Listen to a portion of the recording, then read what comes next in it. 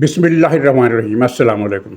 8 जजों की तरफ से, बल्कि ज़्यादा सही मानों में 5 जजों की तरफ से 9 मई की साजिश पकड़ी गई है। 9 मई करने का प्रोग्राम पकड़ा गया है और हुकूमत ने जवाबी तौर पर जो मक्कू ठकने का प्रोग्राम बनाया उसका इल्म इन जजों को हो गया और इसके बाद इन जजों ने हुकूमत को अपना माफ़ी तलाफ़ी नामा भिजवाया है कि अल्लाह का वास्ता असी ऐसा कुछ भी नहीं करना, साडा ऐसा कोई इरादा नहीं है। इस तरह की बात की है और ये किसके ज़रिए पहुँचाई गई है? ये जनाब अपने प्रमोशन ब्यूरो की तरफ से भिजवाई गई है। और ये प्रमोशन ब्यूरो क्या है ये भी मैं आपको बताऊंगा।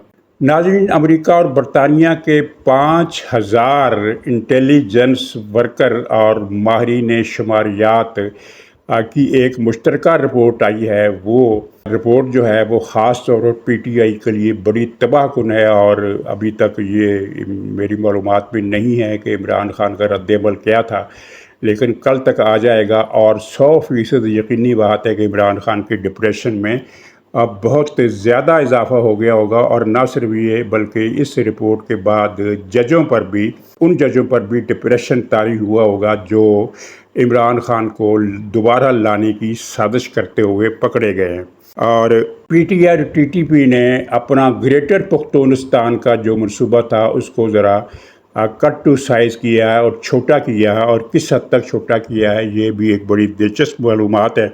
और फिर वो नजासत से भरी बोरिया बिस्तर जान ने एक गलीज़ गाली मुस्लिम लीग नून की एक लीडर को दी है, खातून लीडर को दी है। उसका भी जिक्र कुछ करना है। तो नाज़रीन, सरे फहरिस्त के ये जो ख्वाजा आसिफ का बयान आया था कि ये जज जो है ये अक्टूबर नवंबर में कुछ करना चाहते हैं, तो मतलब ये था कि जस्टिस काजी फ़ाइज़ ईसा की रिटायरमेंट के बाद इन जजों ने जो प्लान बनाया था वो अदालती ज़राए से लीक होकर हुकूमत तक पहुंचा। तो काजी साहब को रिटायर होते ही हम इमरान खान की रिट दरख्वास्त, जिसमें उसने कहा है कि इलेक्शन में बड़ी बदतरीन धांधली हुई, उसकी तहकीकात कराई जाए, तो उस तहकीकात के नतीजे में ये तहकीकात करवाएंगे। और तहकीकात के नतीजे में जो इनका ओरिजिनल प्लान था वो ये था कि पूरे इलेक्शन ही को कलअदम करार दे दिया जाए। बाद में इसमें उन्होंने तरमीम की और फिर ये कहा कि फिर ये फैसला हुआ कि कुछ 40-50 या 30-40 सीटों पर मुस्लिम लीग के उम्मीदवारों को हारा हुआ दिखाया जाए और इस तरह हुकूमत जो वो सीटें पीटीआई को दे दी जाएं और उसके बाद फिर इमरान खान की हुकूमत दोबारा बहाल हो जाए। ये पहला मनसूबा जो था कि पूरे इलेक्शन को कलअदम करार देने का, उसमें इन्हें ख़तरा था कि इस सूरत में शायद मार्शल लग सकता है या कुछ हो सकता है।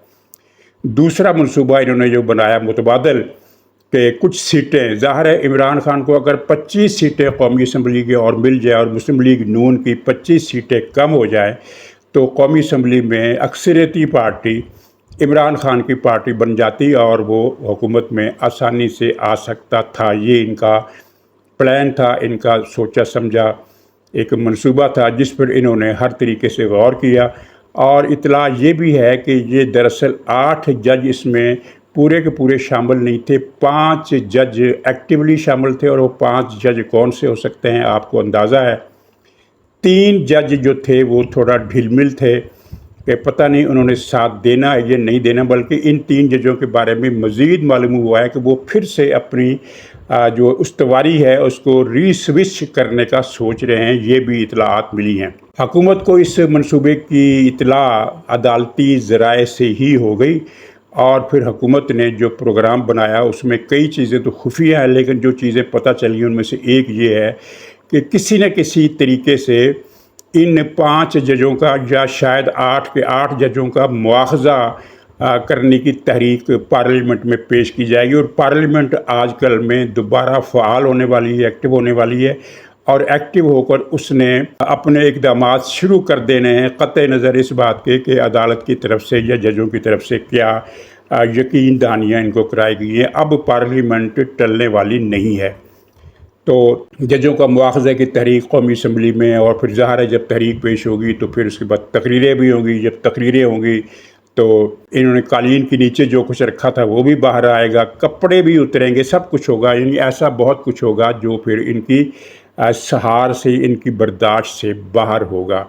یہ ایک بڑا دلچسپ ماجرا تھا جو ان پر گزرا۔ اچھا ناظرین، فضا دیکھیں کیسے بدلتی ہے۔ جب یہ فیصلہ سنایا تھا تو فضا کیا تھی؟ فضا یہ تھی کہ قاضی صاحب اکیلے رہ گئے، اب قاضی صاحب 2-4 دن کے مہمان ہیں، کوئی پتہ نہیں یہ خود ہی استعفیٰ دے جائیں، اور بس حکومت کا بولو رام ہو گیا اور فوج کے منصوبے بھی برباد ہو گئے، یہ ہو گیا۔ اس طرح کی ساری باتیں آپ نے بہت سارے چینل سے سنی ہوں گی، لیکن اب جو فضا بن رہی ہے اس میں ایسا لگتا ہے کہ وہ پتہ نہیں، انگریزی فلمیں آپ نے دیکھی ہوں گی سائنس فکشن، جس میں ایک ہیرو، بلکہ بعض اوقات اینٹی ہیرو بھی، وہ ایک مرتبہ اس کو لگتا ہے سامعین کو کہ بھئی یہ تو گیا، اس کا تو کام تمام ہو گیا، یہ تو اس کو تو پسپا کر دیا یا گرا دیا یا اس کے شانے زمین سے لگا دیے، لیکن چند لمحوں بعد وہ پھر ریزوریکشن کرتا ہے اور پھر اس کے بعد نقشہ اور کہانی اور کلائمیکس سب کچھ بدل جاتے ہیں۔ تو اب تھوڑے ہی دنوں کے بعد اب یہ دہائی مچا رہے ہیں کہ قاضی پھر سے آ رہا ہے، یعنی قاضی پھر سے آ رہا ہے، اور پتہ نہیں یہ جو 4 جج رکھے ہیں اس کے بعد ان کی اکثریت ہو جائے گی۔ بھئی اکثریت کیسے ہو جائے گی 4 کی وجہ سے؟ مطلب یہ ہے کہ جو اس وقت 17 جج ہیں ان میں سے بھی کچھ جج قاضی کے ساتھ ہوں گے، اور صرف وہی نہیں بلکہ جو جج ان 8 مل گئے تھے جن کے بعد ان کی تعداد 8 ہو گئی تھی، ان میں سے بھی 2 نے کم سے کم اپنا ری سوئچ کرنے کا ارادہ کسی نہ کسی جگہ پر ظاہر کیا ہے اور اشارہ دیا ہے۔ تو بہرحال ان ججوں کو پھر پڑی وہ کیا کہتے ہیں پسوڑی، تو ان کو پسوڑی پڑی، افراتفری پھیلی، خوف پھیلا، نروس ہوئے، اور نروس ہونے کے بعد انہوں نے اپنے پروموشن بیورو سے کہا کہ ایک ولاگ کر کے ہماری جان اس سے چھڑاؤ، اور ولاگ میں یہ بتایا گیا ہے کہ بس اس کا لہجہ بس اسی طرح کا تھا اور کنٹینٹ بھی اسی طرح کا تھا کہ اللہ دی قسمیں نہ ججاں دا ایسا کوئی ارادہ نہیں حکومت نوں چھیڑن دا۔ پروموشن بیورو آپ جانتے ہیں، پروموشن بیورو میں ایک حسنات ملک ہے، ایک مطیع اللہ جان ہے، اور ایک 3 یا 4 اور ہیں۔ تو یہ 5-6 ہیں جو اس دور کے خود کو ان الحق سمجھنے والے نے اپنی پروموشن کے لیے ہائر کیے ہیں۔ سنا ہے 1-2 لاہور کے بھی ہیں، ٹوٹل ملا کر 5-6 ہی بنتے ہیں، زیادہ نہیں بنتے۔ تو اس پروموشن بیورو نے یعنی حسنات ملک نے، جو ان کا ہیڈ ہے اس پروموشن بیورو کا، جس میں مطیع اللہ جان بھی ہے، اسد طور بھی ہے اور بھی ہیں، تو اس نے کل ایک ولاگ کیا اور اس میں اس نے پورا ولاگ اس بات پر تھا کہ ججوں کا ایسا کوئی ارادہ نہیں ہے، وہ تو یہ کر ہی نہیں سکتے، وہ تو ممکن ہی نہیں ہے کہ وہ یہ کریں، وہ تو بس صرف یہ چاہتے ہیں کہ عدلیہ کی آزادی برقرار رہے اور عدلیہ کی آزادی کو کچھ نہ ہو۔ حکومت کو چھیڑنا کا ان کو کوئی ارادہ نہیں ہے، حکومت کو کوئی خطرہ نہیں ہے، حکومت بے فکر ہو جائے، اللہ دے سونا تو ساڈا کوئی ایسا ارادہ نہیں ہے حکومت نوں چھیڑن دا۔ تو یہ بھی اگر آپ نے وہ پروموشن بیورو کا اگر ولاگ آپ نے نہیں سنا تو سن لیجئے، آپ کو پوری کہانی چانن ہو جائے گی کہ یہ کیا ہوا۔ اچھا ناظرین، ایک عالمی کریڈٹ ریٹنگ ادارہ ہے فچ، وہ جان فچ نام کے ایک امریکہ کے صاحب تھے، انہوں نے یہ بنایا اور پھر یہ بہت ترقی کر کے دنیا کے ٹاپ 3 میں سے ایک ہے، بلکہ کہا جاتا ہے کہ یہ سب سے بڑا ہے، موڈی سے بھی بڑا ہے۔ تو فچ کے جو ورکر ہیں ان کا آپ کام کرنے کا جو سٹائل ہے وہ میں آپ کو بتاتا ہوں۔ 5000 بیسٹ پیڈ ان کے ورکر ہیں، ملازم ہیں، اور ان کے کام کرنے میں ایک حصہ تو ہوتا ہے میتھمیٹیکل فارمولے جو ان کو اپلائی کر کے وہ رزلٹ نکالتے ہیں کہ مثلا اس وقت فلاں ملک کی گروتھ ریٹ اتنی ہے اور اتنا شرح سود اتنی ہے اور پوٹینشیل اتنا ہے اور ملک کے معاشی حالات ایسے ہیں، عدم استحکام کے حالات ایسے ہیں، عالمی حالات ایسے ہیں۔ تو اس سارے فارمولے کو جب وہ الجبرا کی طرح ضرب جمع برابر is equal two plus minus اور وہ ملٹیپل کر کے جب وہ جواب نکالتے ہیں تو وہ جواب تقریباً 90-95% سے بھی زیادہ ریشو کے ساتھ صحیح نکلتا ہے۔ ایک تو ان کا یہ طریقہ ہوتا ہے، دوسرا وہ کراتے ہیں اپنی انٹیلیجنس جو نیٹ ورک ہے دونوں ملکوں کا۔ یہ جو فچ ہے اس کا ہیڈ کوارٹر ایک نہیں ہے، یہ واحد ایجنسی ہے کریڈٹ ریٹنگ جس کا ہیڈ کوارٹر ایک نہیں ہے، اس کے 2 ہیڈ کوارٹر ہیں، ایک نیو یارک میں ہے جو امریکہ کا مالیاتی اور سیاسی مرکز ہے، اور دوسرا لندن میں ہے جہاں سے پورے یورپ پر آپ نظر رکھ سکتے ہیں، اور لندن جو ہے وہ بر صغیر سے جس کا جو کنیکشن ابھی تک چل رہا ہے وہ بھی آپ کے علم میں ہے۔ تو پھر اس کے بعد ان کی انجمنیں ہوتی ہیں، وہ ملک کے سروے کراتے ہیں، پورے ملک کے جس ملک کی انہوں نے رپورٹ جاری کرنی ہوتی ہے۔ اور اس سروے کا مطلب یہ نہیں ہوتا کہ ان کی سروے ٹیمیں پاکستان آتی ہیں اور وہ پاکستان آ کر ایک ایک بندے سے پوچھتی ہیں یا سیمپل لیتی ہیں، نہیں، وہی بیٹھے بیٹھے وہ دوسرے سروے اداروں کی رپورٹوں کا ایک تجزیہ کرتی ہیں۔ پھر تیسرا پوائنٹ ان کا ہوتا ہے انٹیلیجنس کا۔ سفارتی حلقوں میں امریکہ ہے، برطانیہ ہے، سعودی عرب ہے، پاکستان سے ریلیٹڈ میں بات کر رہا ہوں، چائنا بھی ہے، لیکن چائنا میں تو یہ سسٹم وہ جاسوسی نہیں کر سکتے، زیادہ تر یہ امریکہ، برطانیہ، سعودی عرب اور شاید امارات بھی، تو یہ 4-5 ملکوں کی انٹیلیجنس سرکل سے ان کا رابطہ ہوتا ہے۔ اور پھر اس کے علاوہ انٹیلیجنس کا ایک اور ذریعہ پاکستان کے صحافی ہوتے ہیں، اور پھر ایک اور ذریعہ پاکستان میں موجود دوسرے مؤثر ملکوں کے سفارت خانے۔ بعض اوقات انٹیلیجنس کا کوئی ایسا سکوپ جو ہے وہ بجائے امریکی سی آئی او کو ملنے کے کسی چھوٹے غیر اہم ملک کے سفیر کو بھی مل جاتی ہے اس کی ٹپ، مثلا ناروے، جو پاکستانی سیاست سے کوئی تعلق نہیں رکھتا، لیکن بعض اوقات ایک اطلاع وہاں سے بھی مل جاتی ہے۔ یہ لمبا چوڑا پروسیس ہے، اس کا جب پھر نچوڑ نکلتا ہے تو وہ نچوڑ جو ہے پھر اس کی بنیاد پر وہ اپنی رپورٹ جاری کرتے ہیں، اور ایسا بہت ہی کم ہوا ہے کہ ان کی رپورٹیں غلط ثابت ہوئی ہیں۔ تقریباً ویسا ہی ہوتا ہے، اگر وہ پریڈکشن کریں کہ 3.5% کے حساب سے گروتھ ہوگی اگلے سال، تو اگر وہ 3.5 نہ ہوگی تو 3.4 ہو جائے گی، اور یا پھر وہ 3.6 بھی ہو سکتی ہے۔ اتنی زیادہ یہ پریسیجن تک سمجھ لیں کہ اس طرح کی ان کی ہوتی ہے۔ تو فچ نے کل جو رپورٹ جاری کی ہے، اور ظاہر ہے عمران خان تک وہ پہنچا دی گئی ہوگی کسی نہ کسی طریقے سے، اگر نہیں پہنچی تو آج پہنچ جائے گی۔ اس رپورٹ میں لمبی چوڑی رپورٹ ہے، لیکن خلاصہ اس کا یہ ہے، خلاصہ اس کا جو 4 سطری خلاصہ ہے وہ بڑا اہم ہے، اس کو نوٹ کرنے کی ضرورت ہے۔ اس میں پہلا پوائنٹ یہ ہے کہ موجودہ حکومت 18 مہینے تک چلے گی، 18 مہینے تک۔ اور اس کے ساتھ جڑا ہوا دوسرا پوائنٹ یہ ہے کہ اس کے بعد ٹیکنوکریٹ گورنمنٹ آئے گی، یعنی کہ الیکشن نہیں ہوں گے، عمران خان بھی نہیں آئے گا، ٹیکنوکریٹ گورنمنٹ آئے گی۔ اور ناظرین، شاید آپ کو یاد ہو کہ میں نے اپنے کئی ولاگز میں یہ بات کم سے کم 6-7 مرتبہ کی ہے کہ اس حکومت کی گارنٹی کوئی نہیں ہے کہ یہ رہے گی کہ یہ نہیں رہے گی، لیکن اس سسٹم کی گارنٹی ہے۔ اور اگر شہباز حکومت ختم ہوتی ہے 6 مہینے کے بعد، یہ میرے الفاظ تھے کہ 6 مہینے کے بعد بھی ختم ہو سکتی ہے، سال کے بعد بھی ختم ہو سکتی ہے، تو کوئی دوسری گورنمنٹ آ جائے گی، کوئی دوسرا سسٹم آ جائے گا، عمران خان کا کوئی چانس نہیں ہے۔ اور یہی بات فچ نے اپنی رپورٹ میں بتائی ہے کہ 18 مہینے تک یہ حکومت چلے گی، اور اس کے بعد ٹیکنوکریٹ گورنمنٹ آ جائے گی، یعنی کہ کوئی الیکشن وغیرہ نہیں ہوں گے۔ اور یہ ٹیکنوکریٹ گورنمنٹ کی جو پریڈکشن ہے، اس کا مطلب یہ ہے کہ کہیں نہ کہیں طے ہو چکا ہے کہ 18 مہینے کے بعد یہ اتحادی پارٹیاں خود ایک ٹیکنوکریٹ سسٹم کی طرف جائیں گی، اور اس ٹیکنوکریٹ گورنمنٹ سے تعاون کا خاموش فیصلہ کریں گی، اور ایک طرف ہو کر بیٹھ جائیں گی اگلے الیکشن کا انتظار کرنے کے لیے، جو 29 کو ہوں گے۔ 24 چل رہا ہے تو 25، 26، 27، 28، 29، 5 سال بعد، 5 سال کی مدت پوری ہونے کے بعد 2029 بنتا ہے، یا 2028، میرے خیال 2029 بنتا ہے۔ اس وقت الیکشن ہوں گے، اور اس وقت الیکشن میں جائیں گے۔ اور اس سے بہت پہلے عمران خان اور پی ٹی آئی کا کریا کرم ہو چکا ہوگا، انتم سنسکار ہو چکا ہوگا، اس کے بعد یہ پارٹی الیکشن میں حصہ لیں گے۔ اور تیسری بات اس نے یہ کی کہ عمران خان مستقبل قریب میں باہر آتے نہیں دکھائی دیتے۔ اب یہ فکرہ تھوڑا ٹرکی ہے، مستقبل قریب سے کیا مراد ہے؟ سپوز مستقبل قریب سے مراد ہے کہ کم سے کم 1 سال تک عمران خان باہر نہیں آئیں گے، یہ ہم فرض کر لیتے ہیں نا۔ اب پتہ نہیں ان کے نزدیک مستقبل قریب سے مراد 6 مہینے ہیں، یا 2 سال ہیں، یا 5 سال ہیں۔ ہم فرض کر لیتے ہیں اپنے سمجھنے کے لیے کہ 1 سال مستقبل قریب سے مراد ہے 1 سال، یعنی کہ یہ جولائی چل رہا ہے، تو اگلے جولائی تک عمران خان کے باہر آنے کا کوئی امکان نہیں ہے۔ تو مستقبل قریب کی جو آخری لکیر ہوئی وہ ہوئی جولائی 2025۔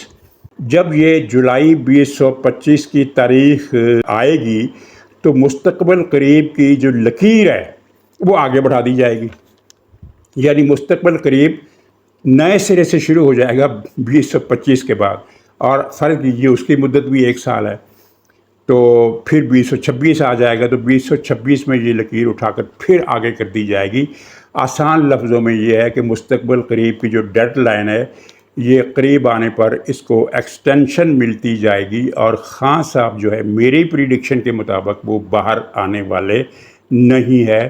اور جو یقینی نظر آتا ہے، یعنی یقین کو بھی ہم گمان کے معنوں میں رکھیں، کیونکہ اگر ہم لٹرلی یقینی کا لفظ استعمال کریں تو وہ تو پھر ایک غیبی دعوے کے مترادف ہو جائے گا، تو وہ دعویٰ ہم نہیں کرتے۔ تو بظاہر یہی نظر آتا ہے کہ کریا کرم اور انتم سنسکار یہ دونوں مرحلے جیل کے اندر ہی طے ہوں گے، اور پھر اس کے بعد الیکشن ہوں گے۔ اور چوتھی جو بات اس نے اہم کی ہے وہ یہ ہے کہ شرح سود مزید کم ہوگی پاکستان میں۔ اور ہاں، عوامی دلچسپی کی جو خبر ہے وہ یہ ہے کہ مالی سال کے یہ جو رواں مالی سال چل رہا ہے، اس کے آخر تک مہنگائی میں حقیقی معنوں میں کمی متوقع ہے، کیونکہ اس وقت جو مہنگائی میں کمی ہوئی ہے اس کو ہم عارضی کہہ سکتے ہیں کہ فلاں چیز وافر آ گئی، گندم وافر آ گئی، فلاں سبزیاں زیادہ پیدا ہو گئی، اس لیے یہ حقیقی ٹرم نہیں ہے۔ حقیقی ٹرم میں مہنگائی مالی سال کے آخر تک، مالی سال نیا شروع ہوگا جون میں، گویا کہ اپریل مئی تک، ابھی ہمیں اگست ستمبر اکتوبر نومبر دسمبر جنوری 6 مہینے، فروری مارچ 8 مہینے مزید ہمیں مہنگائی کا عذاب اسی طرح برداشت کرنا ہوگا، اور 8 مہینے کے بعد پھر مہنگائی کے عذاب میں کمی آنی شروع ہو جائے گی۔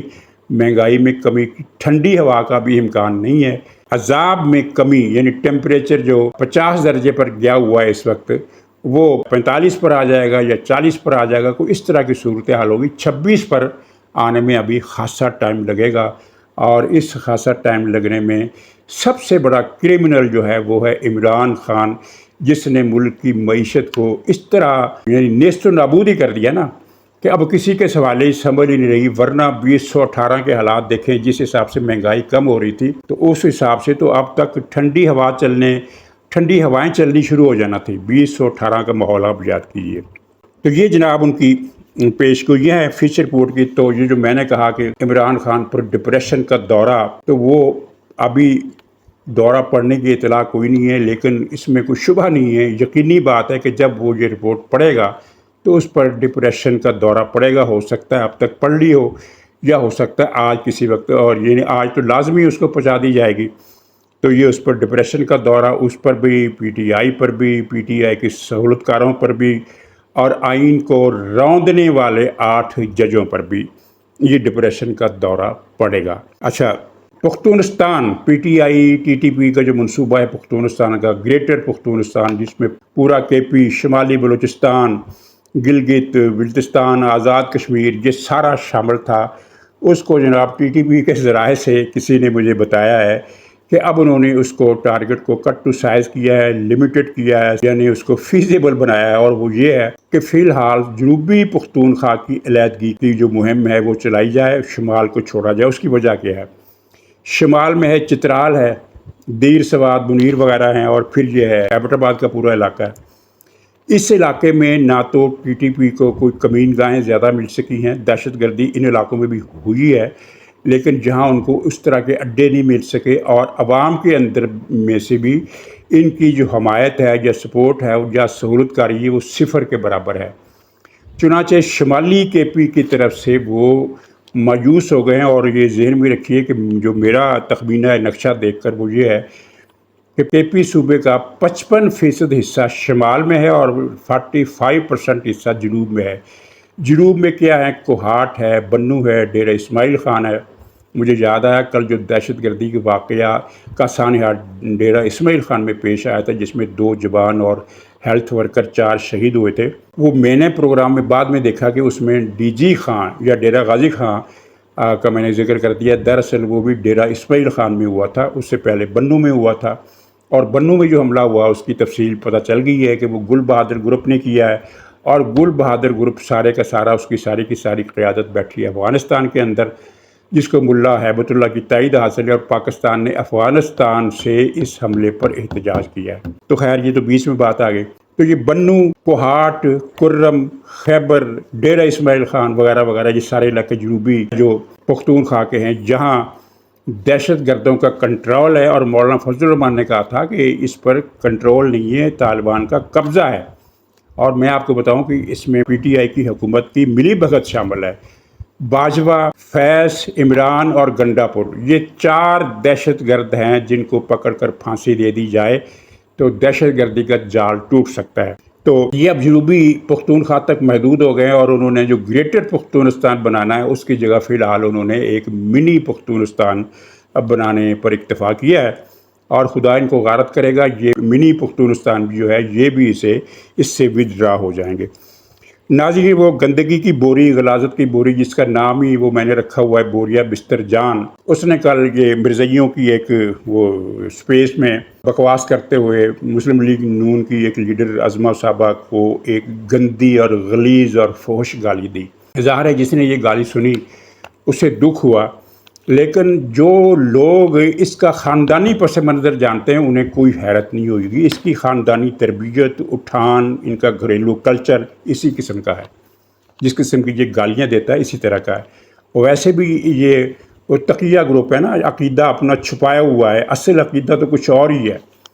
وہ اگر آپ نے پوچھنا ہو تو مرزا مسرور کو فون کر کے پوچھیے گا۔ تو خیر، یہ وہ آدمی ہے جس کی بیٹیاں اس کو خبیث کہتی ہیں، اور وہ اس کا نام سننا نہیں برداشت کرتی، بلکہ وہ کہتی ہیں اچھا وہ خبیث آدمی، یعنی سگی بیٹیاں اس کو خبیث کہتی ہیں۔ اب آپ ذرا گیس کیجئے، تصور کیجئے کہ اس نے اپنی بیٹیوں کے ساتھ کیا کیا ہوگا یا کیا کرنے کی کوشش کی ہوگی کہ جس کے بعد اس کی بیٹیاں اس کا منہ دیکھنے کے روادار نہیں ہیں، اس کا نام سننے کے روادار نہیں ہیں، اور اس کو خبیث آدمی کے نام سے اس کو یاد کرتی ہیں۔ اور ایسے گھرانوں میں اس طرح ہم خبریں پڑھتے نہیں رہتے کہ فلاں جگہ باپ پکڑا گیا، فلاں جگہ اس طرح کی چیزیں۔ تو یہ ایک خاندانی کلچر ہوتا ہے، یہ خون میں چیزیں شامل ہوتی ہیں۔ تو یہ ایک غلیظ آدمی ہے جس کی پرورش ایک غلیظ اور گندے ماحول میں ہوئی ہے، تو یہ اپنی خاندانی اقتدار کو لے کر آگے بڑھ رہا ہے۔ تو اللہ کا شکر ہے کہ اس کی بیٹیاں معصوم ہیں، عصمت مآب ہیں، انہوں نے اس گند سے نکلنے میں ہی اپنی عافیت سمجھی۔ اللہ تعالیٰ ان کو نیکی کے راستے پر قائم رکھے، ان کو عزت دے اور ان کو زندگی کی سہولتیں دے۔ تو یہ غلیظ آدمی جو ہے اس گالی پر جو لوگ اسے جانتے ہیں انہیں حیرت نہیں ہونی چاہیے۔ تو ناظرین، اجازت دیجیے، انشاءاللہ اگلے بلاگ میں پھر ملاقات ہوگی، تب تک کے لیے خدا حافظ۔